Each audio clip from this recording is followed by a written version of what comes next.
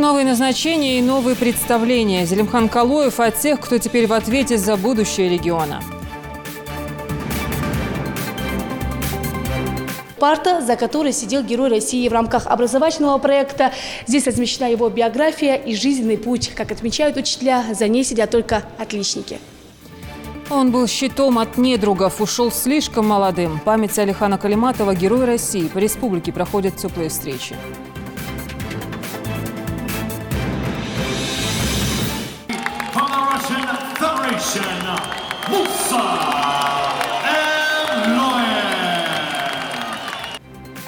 96 килограммов безапелляционного натиска. Муса Евлоев, наш двукратный чемпион мира, на своей победе и планах на будущее.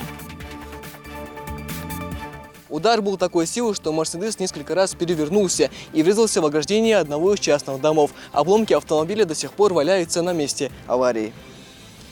Сводка ГИБДД за минувшую неделю. На статистике дорожно-транспортных происшествий Микаил Тангиев.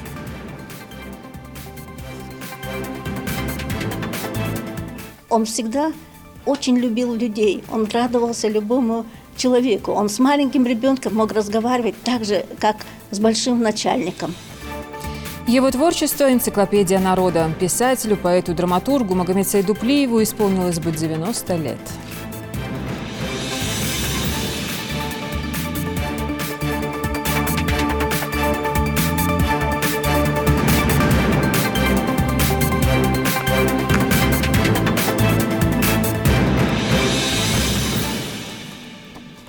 Добрый вечер, это новости 24.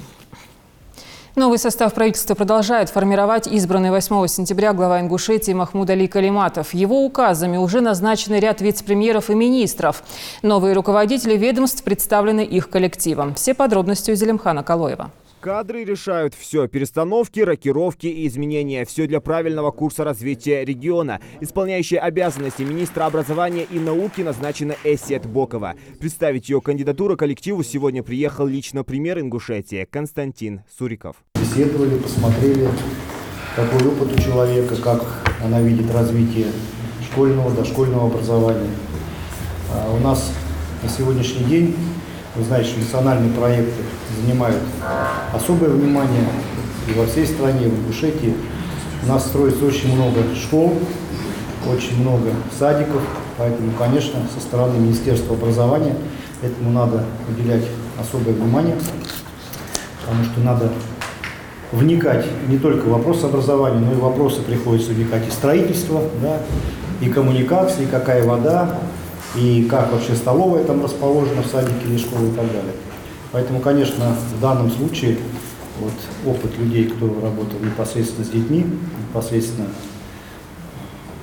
работал с воспитательным процессом, конечно, этот опыт незаменим. Эссет Бокова с отличием окончила в 91 году Чеченский госуниверситет, затем и аспирантуру. Всю жизнь работала в сфере образования. Вначале воспитателем, затем учителем химии, а позже стала директором лицея номер 1 в Сумже. В первую очередь я хотела бы поблагодарить главу Республики Ингушетия Махмуда Али Макшарифовича за оказанное мне доверие.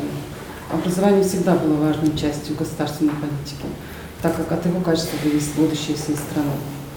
Впереди большой объем работы. Я в полной мере чувствую и осознаю всю ответственность за возложенные на меня обязанности.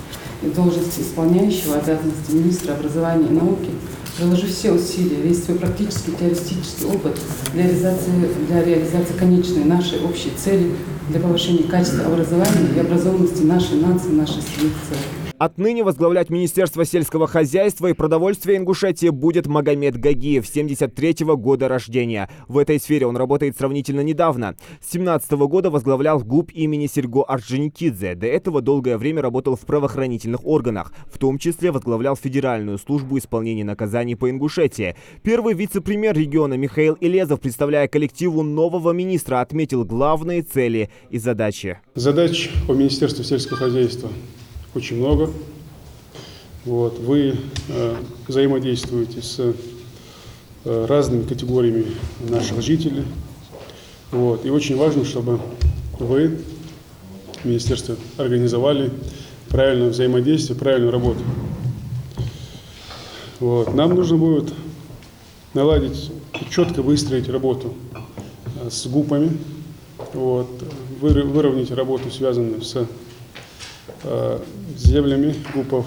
С назначенцем многие сотрудники Минсельхоза знакомы достаточно давно, а значит, общий язык уже найден. Сейчас главная работа над решением существующих проблем. Представили нового руководителя коллектива Министерства культуры и архивного дела. Напомню, это ведомство возглавил Темирлан Зейтов. Народный артист Ингушетии, известный композитор, директор культурно-технического центра. С творчеством этого талантливого человека знакомы не только жители родной республики, но и далеко за ее пределами. Он человек очень творческий, талантливый, поэтому я с большим удовольствием представляю коллективу министра культуры. Я надеюсь, что ему удастся реализовать здесь, во-первых, тот колоссальный опыт, который он накопил за свою жизнь, то видение, которое у него есть, как развивать сферу культуры. В моем понимании это самая важная сфера, несмотря на то, что мы живем в мире материальном, нам нужна зарплата, надо кушать, надо жить, да, но без культуры это все пустое, поэтому, конечно, культура – одно из самых важнейших направлений вообще нашей деятельности. Автор более сотен произведений различного жанра, Темирлан Зейтов родился в 1964 году. Солист популярных групп, получивших широкое призвание на эстрадных площадках Северного Кавказа, да и во многих субъектах страны. Творческий подход в управлении, безусловно, должен помочь Темирлану Зейтову в новой должности. Проблем очень много в сфере культуры. Я сегодня только приступил к работе. Совершенно для меня неожиданно все это произошло, но тем не менее будем поэтапно двигаться вперед и обозначать приоритеты и решать первоочередные задачи, вопросы совместно и с правительством, с главой и так далее в команде.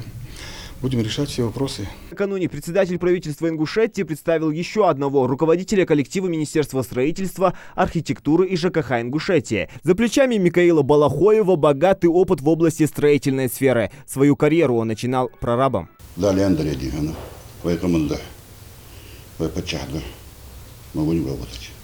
Это для нас мы это все делаем. Это вокруг.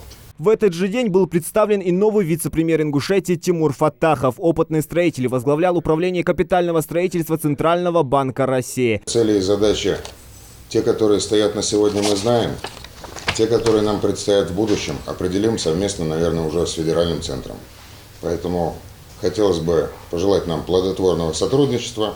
А вам всем здоровья и удачи. Еще на прошлой неделе Махмуд Али Калиматов распорядился объединить аппараты администрации главы Ингушетии и регионального правительства для исключения дублирующих функций. В новой администрации не будет также профильных отделов, которые выполняли схожие с соответствующими министерствами и ведомствами обязанности. Кроме того, Республиканский комитет транспорта, энергетики, связи и информатизации преобразован в Министерство транспорта, связи и энергетики Ингушетии. А из Министерства строительства, архитектуры и жилищно-коммунального хозяйства выделен Комитет архитектуры и градостроительства. А из Министерства экономики, промышленности, торговли и туризма – Комитет по туризму. Также появились комитеты госзаказа по делам молодежи и государственного финансового контроля. Глава Ингушетии в ходе совещания в Магасе предупредил новых вице-премьеров и министров о том, что они назначены с испытательным сроком и им необходимо показать эффективную деятельность на веренных участках. Проблемы известны, задачи обозначены. С новыми руководителями у штурвала социально-экономическое развитие Ингушетии должно выйти на принципиально новый уровень. Зелимхан Калоев, Адам Мережков, Рахман Цуров, Джамалей Тамасханов. Новости 24. Сегодня исполняется 12 лет со дня гибели подполковника ФСБ Алихана Калиматова. Он посвятил себя бескомпромиссной и последовательной борьбе с бандитами. Не терпел беспорядка во всем. Был внимателен к людям, внимал каждому слову старейшин. Волевой характер и удивительную смелость он наследовал от деда. В его родной 4-й Сунжинской школе прошел вечер памяти. Родные, друзья, учителя и одноклассники собрались, чтобы вспомнить героя России. Ирина Цычуева расскажет об этом. Да чего ж мне сделалось обидно, что с тобой вдруг расстались мы. Папа, ты не очень невредим, поскорее врагов одолеть, чтоб они наш край не разрушали, только реже можно было жить. В стихах маленькой Софии боль, которая не лечится со временем. Волевой, целеустремленный и справедливый. Именно таким запомнили Алихана Калиматова родные, друзья и сослуживцы. Он был исключительным патриотом, всегда и во всем поступал по совести. Так завещал дедушка Сулейман Калиматов. Любовь к родине и уважение к военной службе ему передались именно от него. В 1986 году окончил 10 классов. В 1987-89 годах проходил срочную воинскую службу на территории Монгольской Народной Республики. В запас ушел с должности старшины роты в звании старшего сержанта. Вся его жизнь была сплошным подвигом, работа, сопряженная с опасностью. Родные всегда переживали и ждали дома. В большой и дружной семье Калиматовых Алихан был 7-м ребенком, самым младшим, и поэтому все внимание доставалось ему. Сестра Мадина отвела его в 1 класс. Она была для него второй мамой. Это школа 4-я, это память для нас, для всей нашей семьи. Потому что каждое мероприятие, каждый день рождения, что бы там ни было, вот даже день рождения, вот вспоминая в памяти, вот всегда мероприятия в этой школе проходят. Для этой школы, для нас, для Алихана, это для детей тоже это школа героя России. Это очень трогательно и больно, конечно, что брата нет, но в это же время приятно, что его не забывают. Память о нем, как сегодня. 12 лет прошло, как кажется, вот только 2 дня. Алихан Калиматов учился в этой 4-й школе города Сунжа. Она носит его имя. Традиционно 17 сентября здесь проходит вечер памяти. Учащиеся в стихах и в музыке выражают свое чувство гордости. Ничего уже не надо мне и тем, плывущим рядом нам бы жизнь, и вся награда нам бы жизнь, нам бы жизнь. Наша молодежь должна знать, помнить имя человека, который отдал свою жизнь за справедливость. Проводим в школе классные часы, мероприятия данные ежегодно. Мы просто обязаны это делать, так как имя героя не должно быть предано забвению. Первый учитель, наставник и друг Ольга Калиматова. Директором в этой школе проработала больше 30 лет. Алихана Калиматова запомнила настоящим и искренним ребенком. Всегда и во всем пытался помочь. Был самостоятельным и добродушным, вспоминает один случай. Меня завучем для республиканской газеты во дворе снимали.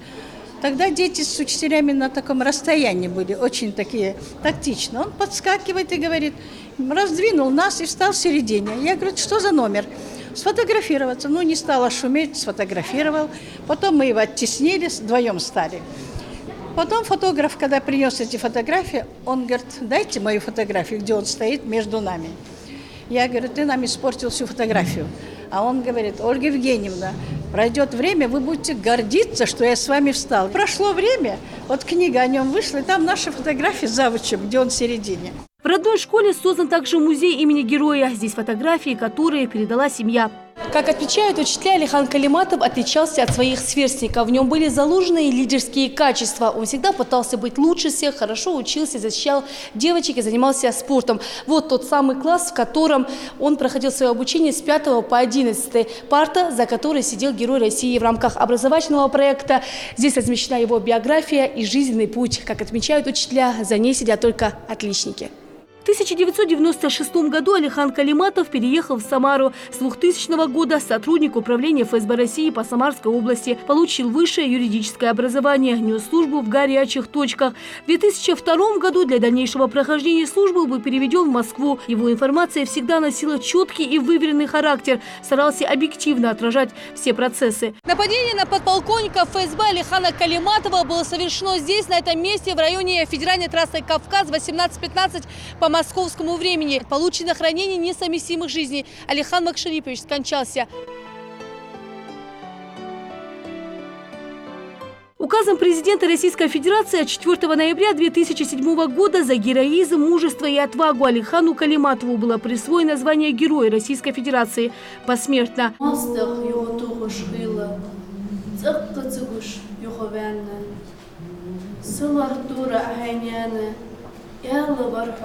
Сибаттер, виза варха хайдяны, вежерашта ушавар.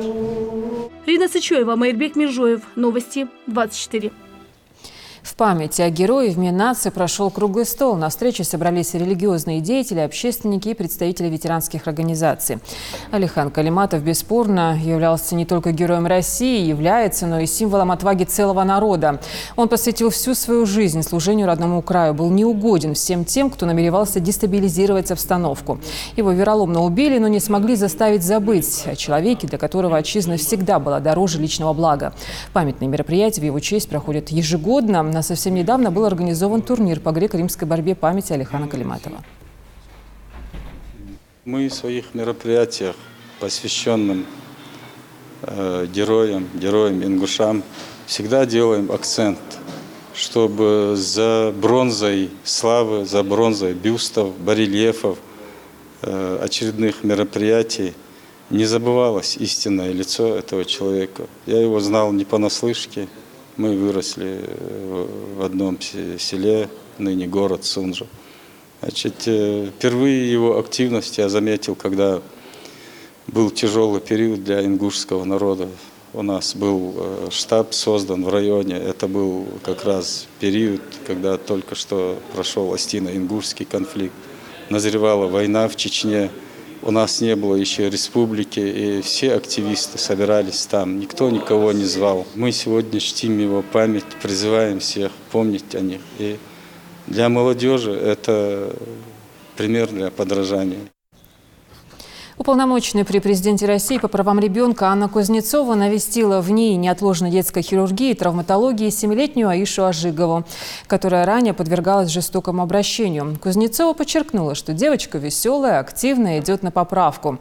Цитата: «Если еще месяц назад Аиша мне показывала, как она умеет ходить, то сейчас девочка бегает, и ее не догнать. Начала играть в куклы, хотя в прошлый раз ее интересовали только машинки. Она очень активная, общительная, веселая, у нее хороший аппетит. Но говорить о выписке пока рано. Лечение продолжается». Конец цитаты. Да, я счастлив, я чемпион, в то же время расстроен. Год ждал этой встречи. Так прокомментировал свою победу наш земляк Муса Евлоев. Напомню, вчера он подтвердил свой титул чемпиона мира в Нур-Султане. Его главный оппонент был снят с финального боя в результате травмы. Теперь курс на Олимпийские игры в Токио. Репортаж Тамерлана Хамхоева. Вот уже 1,5 года длится серия побед Мусы Евлоева. Разница в заработанных и проигранных баллах просто колоссальная. Иначе как танком нашего земляка уже не называют. Чемпионат мира по спортивной борьбе стал еще одним доказательством того, что равных на данный момент Евлоеву просто нет. В первой схватке, которая зачастую и оказывается самой сложной, Евлоев одолел борца из Узбекистана со счетом 4-1.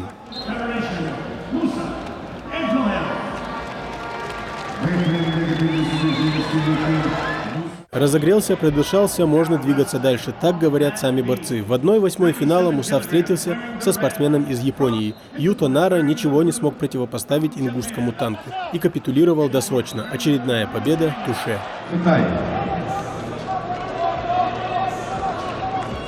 Все свои поединки, кроме стартового, Евлоев завершил досрочно. Так случилось, что и в схватке за выход в полуфинал польский спортсмен Тадеуш Михалик также оказался бессилен перед натиском ингушского спортсмена.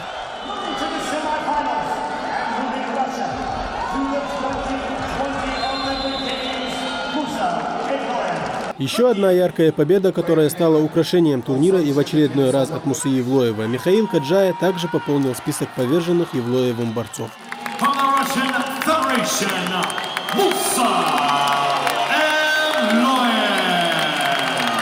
Финал – самая громкая афиша чемпионата мира. Артур Алексанян, Муса Евлоев – 2 настоящих мастера, которым предстояло биться за право быть первым. Общий счет этих борцов 1-1. Но в этот раз поединку не суждено было состояться. Из-за травмы ребер Алексаняна врачи решили не допускать его к поединку. Таким образом, наш земляк Муса Евлоев стал 2-кратным чемпионом мира по греко-римской борьбе. После торжественного награждения подвели итоги соревнований. Сам чемпион отметил, что с удовольствием хотел сойтись на ковре с армянским борцом. Пожелав Алексаняну выздоровления, Муса Евлоев выразил надежду, что они смогут вновь встретиться на ковре. Очень хотел бы еще раз в финале побороться. Я был в своей форме сегодня. Я был готов на 100%. Схватка не случилась. С завтрашнего дня или с сегодняшнего вечера уже другие цели. Оценил выступление своего подопечного и тренер новоиспеченного чемпиона мира. 2 года подряд чемпионом мира становится, а в 2017 году он стал серебряным призером. Это 3-й финал чемпионата мира. Это очень стабильный результат, но расслабляться нельзя, надо работать. Вот сейчас домой приезжаем и начинаем подготовку уже дальше к ответственным соревнованиям. Поэтому гарантии, что мы Олимпиаду также выступим, нету. Надо бороться, тренироваться, расслабляться нам нельзя. Хочу поздравить весь ингушский народ и тренера Мусы, который постоянно и всегда рядом помогает нам. Это Елезов Михаил Бангирович, второй тренер, который все время рядом с нами. Муса Евлоев уже приучил поклонников греко-римской борьбы к своим победам. Самое главное для спортсменов ни в коем случае не верить в свою непобедимость. И ярким примером этому является Муса Евлоев, который сразу после триумфа на чемпионате мира вновь вернулся к тренировкам. Олимпиада не за горами. Верим в Мусу Евлоева. Тамерлан Ханхоев, Зелимхан Калоев, Новости 24. В сельском поселении Средние Чулуки произошло возгорание жилого щитового домика. Он располагался на окраине села, из-за чего огонь не распространился на другие жилые дома. Возгорание быстро охватило постройку площадью 9 квадратных метров, и за считанные минуты дом сгорел дотла. К счастью, пострадавших нет. На месте происшествия работает группа МЧС и служба дознавателей. Уточняется причина пожара. Агрессивное вождение, выезд на встречку, превышение скорости – стандартный набор нарушений, которые уверенно и с завидным постоянством формируют общую картину на дорогах Ингушетии. Клиническую, надо сказать, картину. Но не может сотрудник ГИБДД навязать водителю любовь к жизни и страх за собственное здоровье. О таких вещах должен задумываться сам автолюбитель. Не лишним будет побеспокоиться и о пешеходах. Микаил Тангиев наблюдал.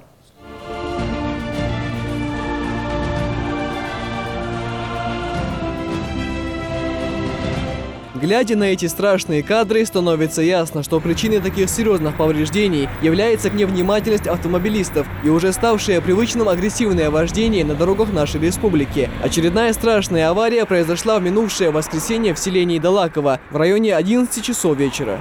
На пересечении улиц Зязикова и Асканова 48-летний житель указанного населенного пункта, управляя автомобилем Mercedes-Benz, совершил столкновение с машиной ВАЗ-21103, за рулем которого находился его 52-летний односельчанин, а также транспортным средством ГАЗ-3110 «Волга» под управлением 51-летнего гражданина, который скрылся с места происшествия. По факту аварии следователями ОМВД России по Назранскому району была назначена автотехническая экспертиза. Сейчас проводится процессуальная проверка, по итогам которой будет дана оценка действиям каждого водителя. Удар был такой силы, что Мерседес несколько раз перевернулся и врезался в ограждение одного из частных домов. Обломки автомобиля до сих пор валяются на месте аварии. В результате ЧП водитель иномарки от полученных травм скончался по дороге в медицинское учреждение. Его пассажир и водитель десятки с различными телесными повреждениями были доставлены в травматологическое отделение ИРКБ Назрани. При поступлении была оказана вся необходимая специализированная помощь, весь комплекс диагностических мероприятий. На фоне проводимой терапии отмечается положительная динамика, состояние больных стабильное, с положительной динамикой. Аккуратные автомобилисты считают, что водители за рулем не должны забывать. Вместе с правами на вождение они берут на себя ответственность не только за свою, но и за чужую жизнь.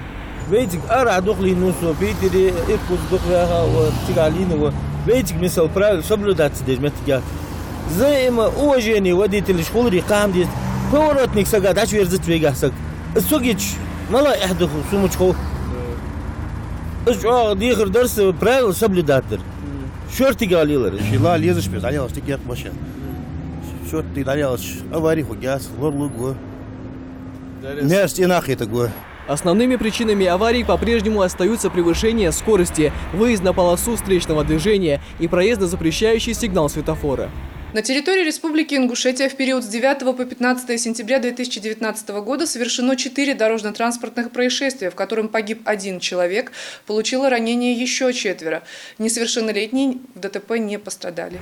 Учитывая такую неутешительную статистику, возникает вопрос, сколько еще должно пострадать людей в результате аварии, чтобы водители наконец задумались над своим поведением и перестали нарушать элементарные правила дорожного движения. Микаил Тангиев, Магомед Белакиев, Новости 24.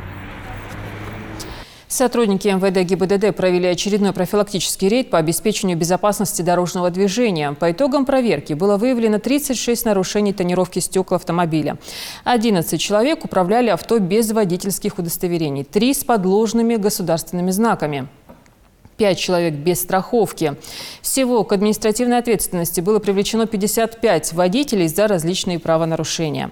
Ранее также сотрудниками МВД в ходе профилактических мероприятий «Безопасный переход», «Зебра» было привлечено к ответственности 56 пешеходов, которые пересекали проезжую часть в неустановленном месте. Писатель новой волны, поэт, прозаик, драматург и общественный деятель Магомеду Саиду-Плиеву в этом году исполнилось бы 90 лет. Автор 20 книг начал печататься в 1958-м. За свою творческую жизнь издал около 20 произведений. Был интересным, очень легким на подъем человеком. Сегодня о нем говорили на семинаре в научно-исследовательском институте имени Чаха Ахриева. На встрече творческой интеллигенции побывала и наш корреспондент Дана Плиева. Сегодняшний научный семинар, посвященный 90-летию со дня рождения Магомеда Саида-Плиева, собрал в уютном кругу ингушских ученых, литературоведов и родственников писателя. Чтобы напомнить о жизни того, кто оставил большой след в литературной сокровищнице нашего народа. Родился Магомед Саид-Плиев 5 августа 1929 года в селе Плиево. В 15 лет оказался в депортации. Там он лишился отца, и у него начинается жизнь, полная забот о матери. Ее писатель берег и опекал всегда, вспоминает племянница Петимат Саутиева. Теплые воспоминания о своем дяде женщину греют до сих пор. Мы сидели, общались, и он сказал моему сыну, ислам, говорит, я на ингушском это скажу, с нанос и алар чога и алар что тя халки вяусы и алар чогду халулейни с нанос и алар солилвиш сукабиш что ягаш ислам хадукахас и алар никогда и алар хайнан и алар хайнягара дирки я хамадила. По возвращении на родину Магомед Саид-Плиев работал прицепщиком, трактористом, заправщиком. Его первые стихи были напечатаны в газете «Сердало» и альманахе «Утро гор». А в 1972 году писатель окончил Чечено-Ингушский университет. Но задатки творчества у Магомеда Саида-Плиева зародились еще в детстве. Делится племянник Адам Саутиев. От своего отца, двоюродного брата-писателя, мужчина узнал много интересных случаев из жизни дяди. Будущий писатель с детства отличался живым воображением. Там, где они жили, дом, недалеко проходила железная дорога. Вот. Раньше были паровозы. Конечно, для многих это была диковинка. И говорит, отец, как мне вспоминает, они залазили на забор, значит, и когда паровоз шел, и вот его вот стук колес, вот весь этот шум, почему-то у Магомеда Саида была своя ассоциация, значит, со словами. Он придумывал, говорит, небольшие четверостишие. Он говорил, вот паровоз идет, и мне кажется, что он говорит вот такие слова, и он там, значит, какие-то там придумывал четверостишие. Яркая многогранная личность Магомеда Саида-Плиева нашла отражение и в его произведениях. «Трудный перевал», «Клятва сыновей», «Чистота души», сборник стихов «Таргим». На его стихи написано много известных песен, которые исполняют и по сегодняшний день. Его вклад в ингушскую литературу бесценен, отмечают все присутствующие.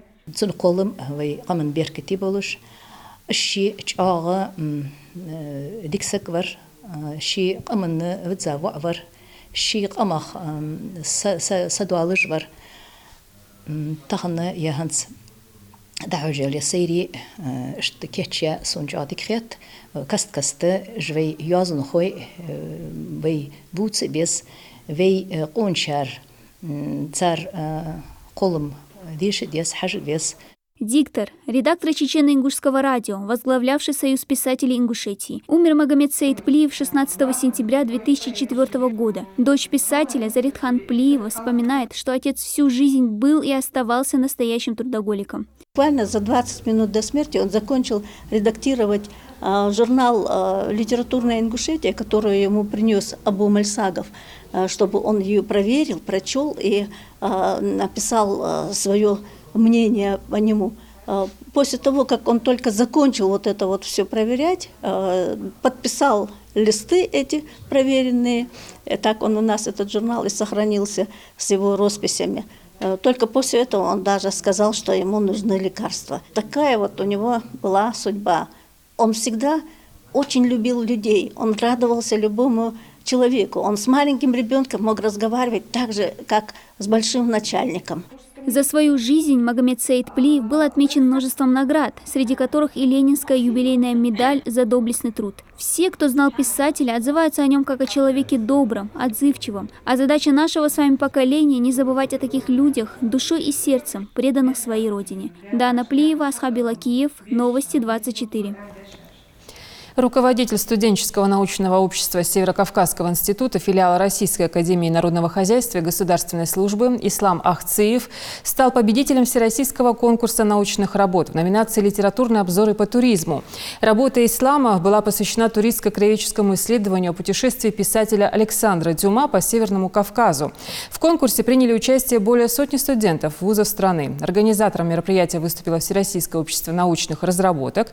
Основная цель конкурса – развитие научной деятельности молодежи, а также мотивации молодых ученых для их активного включения в научную деятельность. Следите за новостями на канале Ингушетия и до встречи в эфире.